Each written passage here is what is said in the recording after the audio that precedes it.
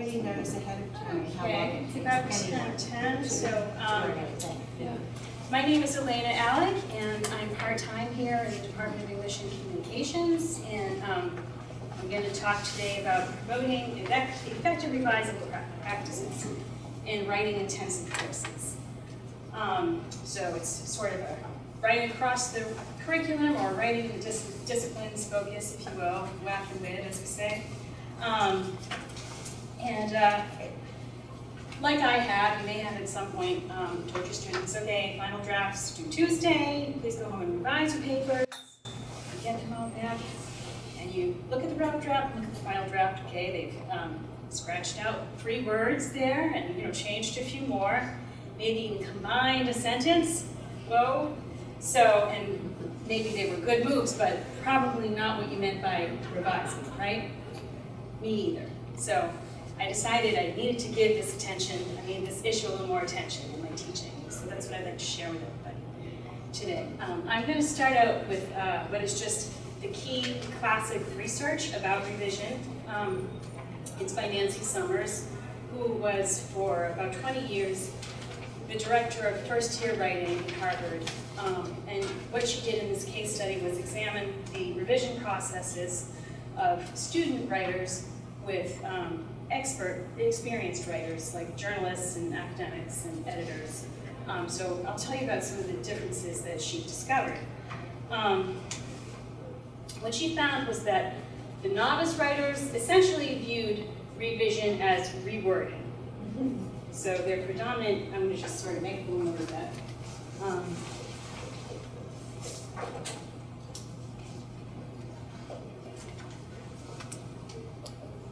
Their predominant concern was vocabulary, right? Can I find a better word or phrase for this?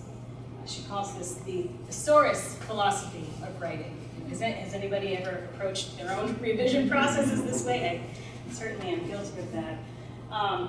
And they felt that all of the problems in their essays could be solved by rewording. The experienced writers, on the other hand, had a holistic perspective, and they would use structural expressions like pattern and design. They talk about finding a framework. And the other big difference between the student and the experienced writers was that the experienced writers would imagine a reader for themselves.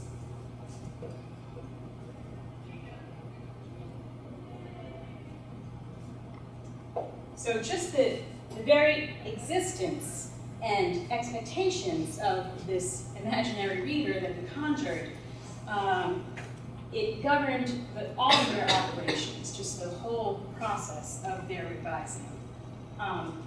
What the reader would give them, basically, is the ability to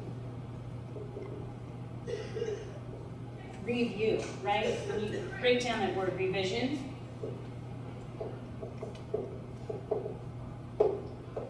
it's just, it needs to see something with different eyes, doesn't it, right? Donald Murray calls this the maker's eye.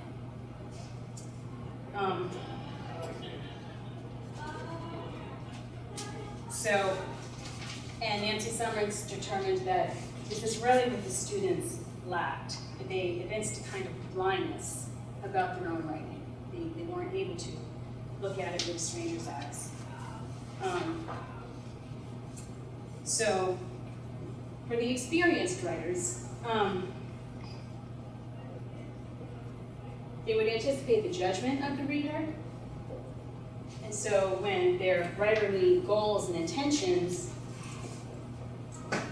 did not match up with what they realized was actually executed in the text, it created a feeling of dissonance. And they were very mindful of that dissonance. And this is a really important concept because recognizing and resolving that slippage between intention and execution, the dissonance, it really is the very heart of revision, which is what she determined.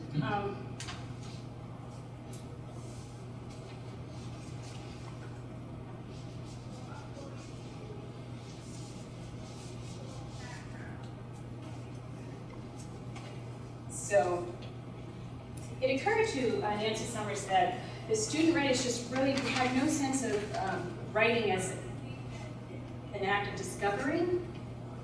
So in other words, it revealed an attitude that the meaning is already there, okay? They just have to find the right words to communicate it. So it boils down to an act of translation, right?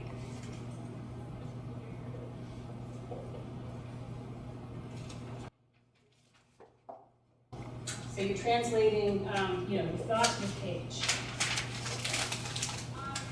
And this is the novice writer's norm. Or the language of speech to the language of prose.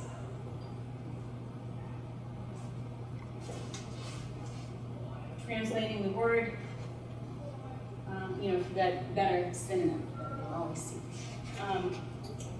So when you translate something, whatever is translated, there's an original text already for it, right? So that there's nothing to discover. There's nothing to act upon. It's only to communicate. So she understood this to mean that the students were struggling to align their essays with this preconceived text, whereas the experienced writers did just the opposite. There was no Platonic essay out there in the ether. They were creating the meaning as they revised and as they wrote, all in a just kind of cyclical, recurring set of processes.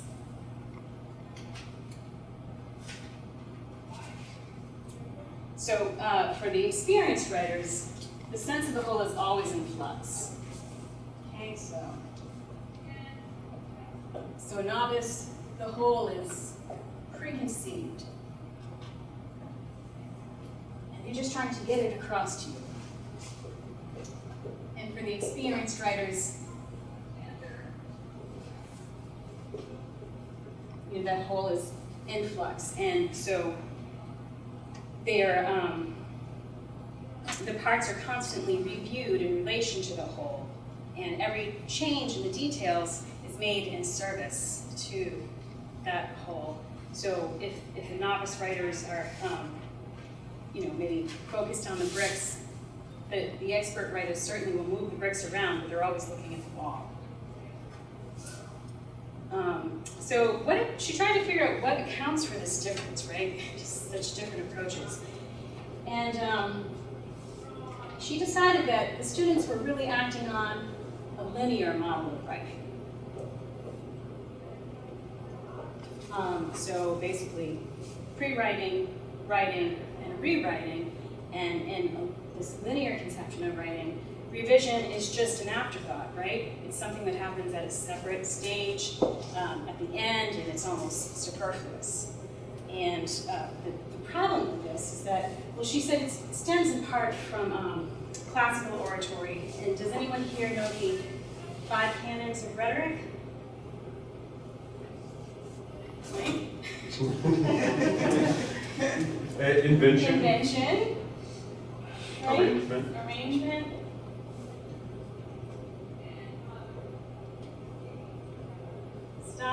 Style. Yeah. Okay. Delivery and memory. Right. Memory, delivery. And so, of course, with written discourse, we tend to lop off these two. But so oratory, you see that it happens in stages, right? So this is what gives you that linear model. And the big problem with basing a model of writing upon a model of speech or oratory is that the one difference between speech and written text is that the spoken word cannot be revised, right? You can't unsay something. And as in the words of Roland Barthes, the French semioticician, all one can do with an utterance is just tap on another utterance, right? Who, Nancy Summers invokes him to make her point. So, sorry, find my place.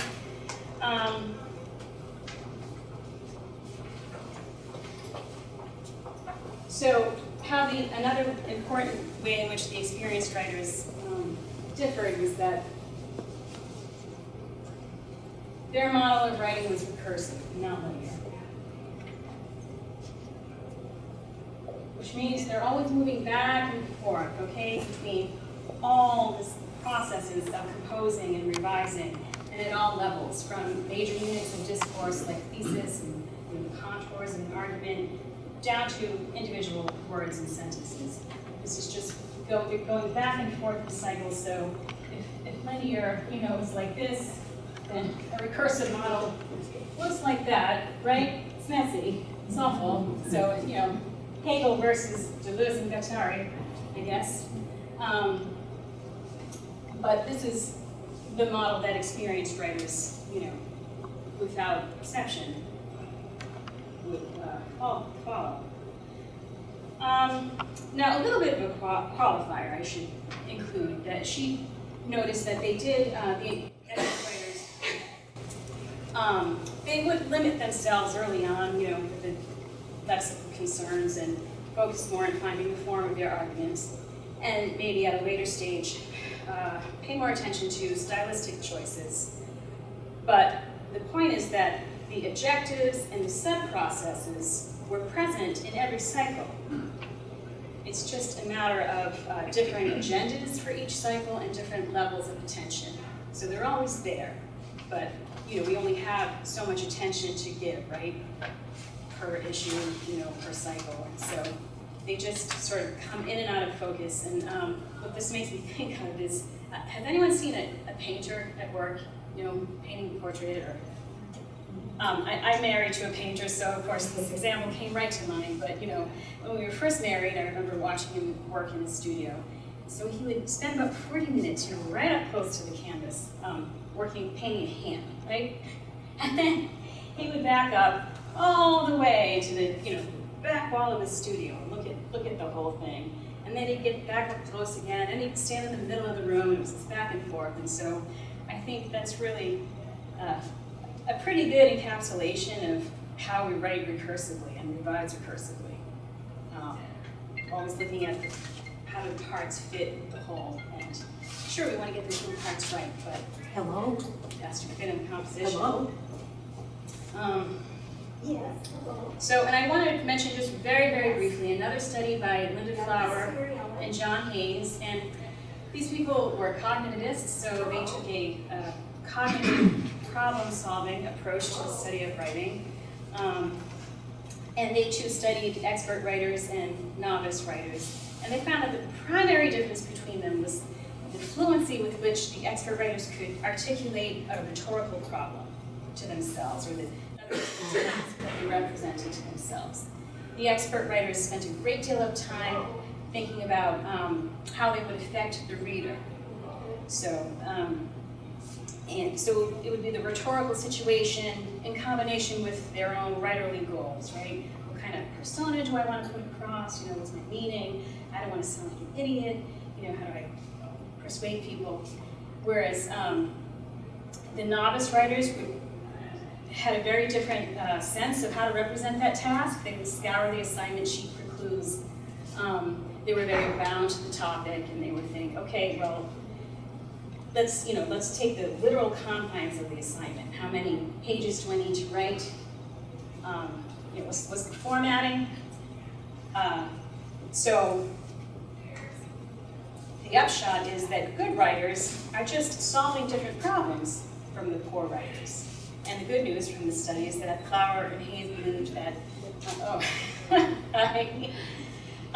that building capacity to pose those rhetorical problems and make the representation of our tasks more sophisticated, it's eminently teachable. So speaking of teachable, now we're going to move the needle here, and I would like to just next talk about this book, which, fun fact, Laura, thank you, we do have this in our own collection. It's called The Elements of Teaching Writing, a resource for instructors in all disciplines. And these folks had a first-year writing and writing in the disciplines at Cornell. And so they have a lot of suggestions for dealing with the undergraduate vision of writing that they call first draft as last draft. And they cite a lot of evidence that left to their own devices, students will always try to complete their papers, even long research papers, in one draft. And I'm going to bring in Donald Murray here, who seems to accord with their views that maybe this is because when students see a finished product of polished writing on the page, they think that's how the author did it, right? You know, owing to talent or brilliance, they just sat down and knocked it out all in one go. But those of us who have been professional workplace writers or academic writers for a long time, or fiction writers, we know this is not the case. And I just want to read a little quote from this book. But like all fine performance, good writing conceals its own history and hides the effort required to produce that sense of effortless expression. So they say it's helpful to think of writing as something that just sets up like concrete at some point. And after that point, language and thought really lose their malleability, and it takes something on the order of dynamite to enact major changes. Student writing, they seem to believe, sets up almost the minute it hits the page. So the whole goal then becomes to delay this solidification. And they've got some strategies to just scaffold that flexibility right into the sequence of assignments. And feel free to take notes, but in the packets I've also got the strategy, there's a little recap of everything, so miss it, not to worry. So first thing they suggest is to assign a paper about the paper.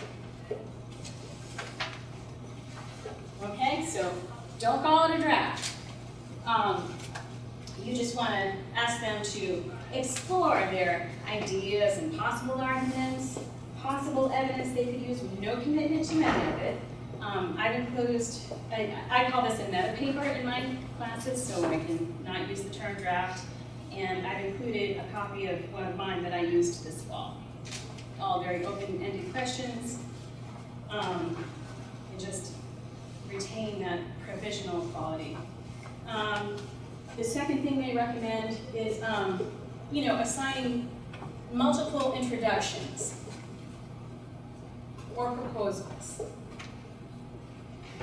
Because first thoughts can't be last thoughts. They could have to come up with more than one, right? And this works very well also. And in fact, Nancy Summers found that in her study, the only time students ever made major changes was when, for whatever reason, they ended up writing 2 or 3 different introductory paragraphs. Because that sort of, steered the ocean liner up into another direction. It was the only intervention. 3, you can assign counter-arguments. And for my research papers, this is one of the phases that I have them turn in before a draft is due. We write 2 introductions, turn that in. Actually, that comes last. We write up a counter-argument. And one fun thing you can do with a counter-argument is actually have them write up a counter-argument to one another's drafts. So, and you could extend it, by following up with a rebuttal. But that's pretty effective. And you can just, assign parts of the paper before the draft is due, like one section of the argument. So, sequence in parts, which is what I tried, and they really seem to like it. So,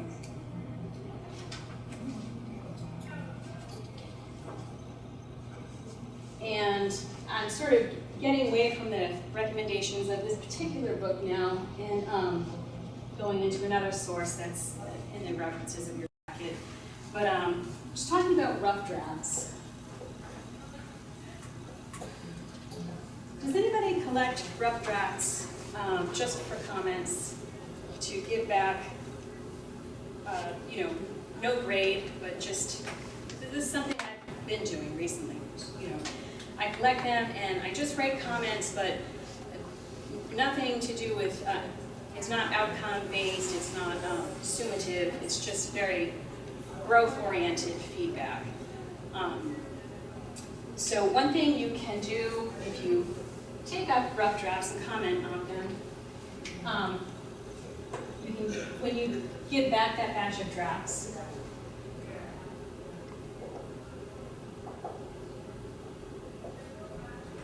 just have them spend 20 or 30 minutes of class time rewriting, just acting on the comments right then and there, because otherwise they may not find the time to do that. And you've spent a lot of time thinking about it and trying to give them the most growth-focused feedback that we can, so it's a good way to capitalize on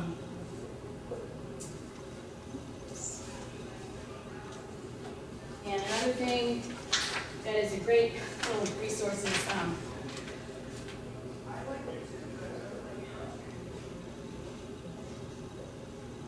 have them write up a written revision plan for their drafts. Whether or not you've collected a rough draft, they can still write a revision plan. This is something that works well after peer review. And so this is a handy document because have them turn it in with their final drafts, and you can see whether or not they've enacted the work that they proposed, right? And, you know, it's easier for them if they lay out the changes in writing. They're much more likely to do them. So you can also hold conferences in conjunction with due dates for drafts. I have a mandatory 20 to 30 minute conference with every one of my students at least once during the semester, and then often they will ask for voluntary conferences too. And I set this up, John, you know where I'm coming from? I set these up, they're not directive, I do them very much in the spirit of a writing center session, or I'm just asking a lot of questions, probing questions. I might have an agenda, but it's not terribly evaluative. It's just more eliciting. What do you think? Thinking rhetorically. And finally, this is really important.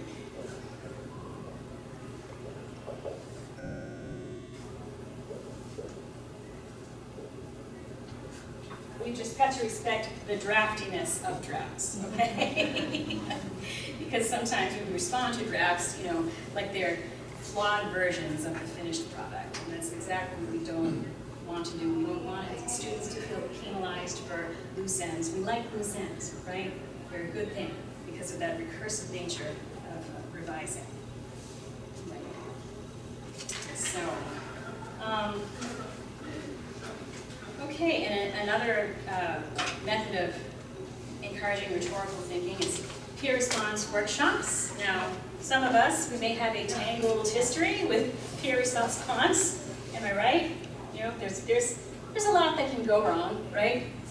The complaint that I get the most often from my students is that the other students, they want to be nice rather than helpful. But I think despite the pitfalls, we really do need them. I mean, my daughter, when she started playing piano, she couldn't play Mozart, right? But I didn't tell her, don't touch the piano, So it's just something you just keep reinforcing. So, and I find that they can be great team building activities. I focus a lot on team building in my classes. And if you can vary the groups, change them up as I do, it also sponsors cognitive diversity. And as Ann Geer's research shows, peer response groups are particularly effective at addressing that audience awareness problem. And also, the opportunity for collaborative learning shows them how knowledge is socially constructed. And in the English department, we are social constructionists, right? Maybe along with a little pile of Freire thrown in, critical pedagogy. So while the goal is to help students build an acumen for the assessment of writing, honestly, sometimes the peer groups, they really, one has no better idea than the others about diagnosing problems at the rhetorical.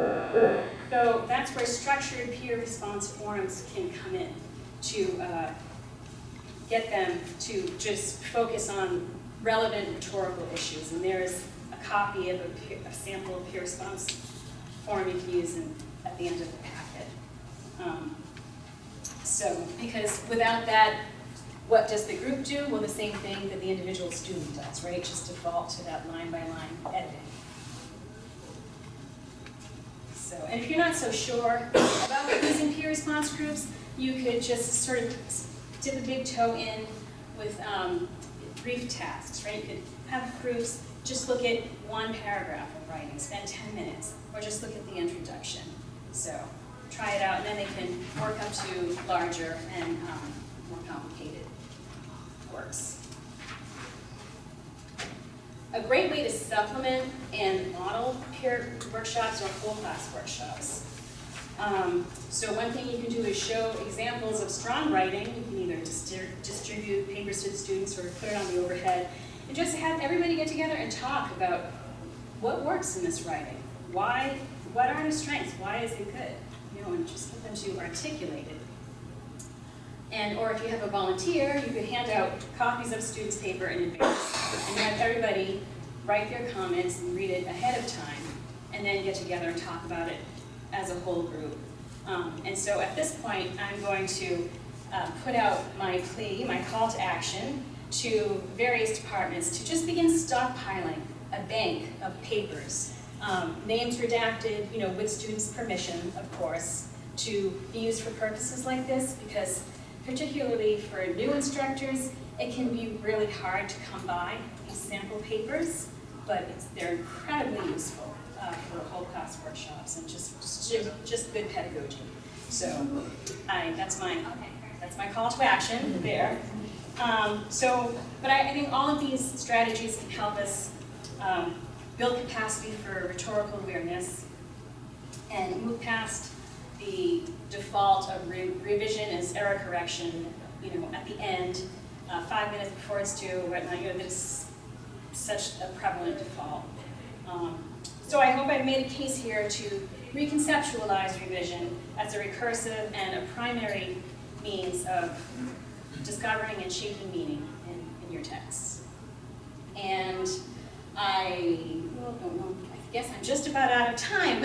I had proposed this session as a roundtable rather than a Q&A, which means everybody sort of jumps in and has their say. If you have any strategies or experiences, you know, you'd like to share with us, please.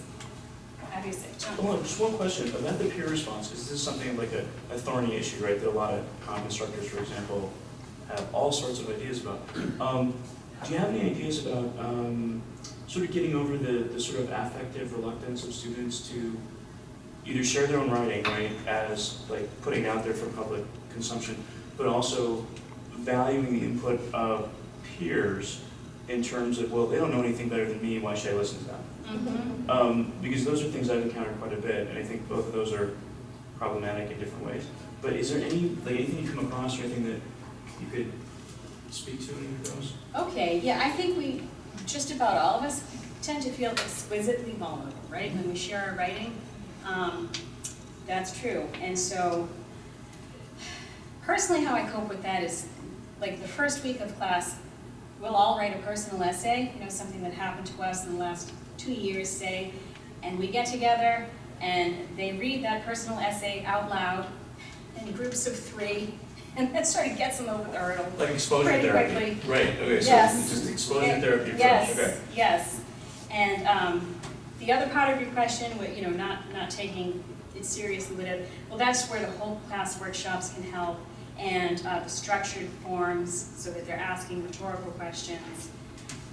Also, MIT has produced, I think, a really excellent 6-minute video about peer review that I show them just as another way to model. It just takes a lot of planning and practice. Again, you got to play Twinkle, Twinkle, Little Star, right, before you can play the Mozart. So they have to, yeah, they have to stink at it for a while. Is the MIT video, is that like a YouTube thing? It's on YouTube, It is, yeah. okay. I think it's called Nobody Writes Alone, and it has peer review in the title, and it's by MIT. Thanks. And how do you, in terms of the dynamic between peer review feedback and the feedback that you give on rough drafts, how do you kind of prevent, like John was saying, how do you prevent the students from saying, oh, well, my classmates, are kind of on the same level as me, I'm just going to follow what the instructor wrote on my rough draft, I'll just follow that advice. Right.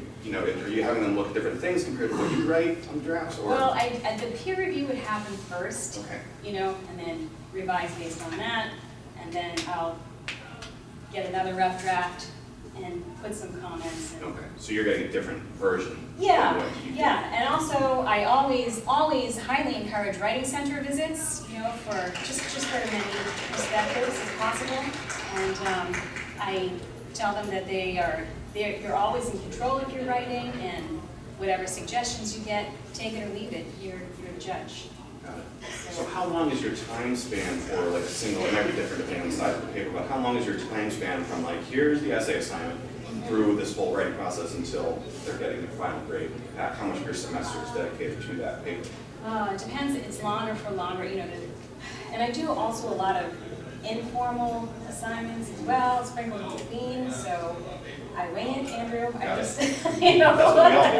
it happens when it happens, as soon as I can make it, but sometimes, honestly, it's a bit of a crunch. I had 2 papers in process at the same time last semester, and that's not ideal, but it was just the best I could do at the time. It'll, Keep it loose. I'll get better at it, basically. Okay, I'm going to have to be the taskmaster to keep it. Okay. Taskmaster over here.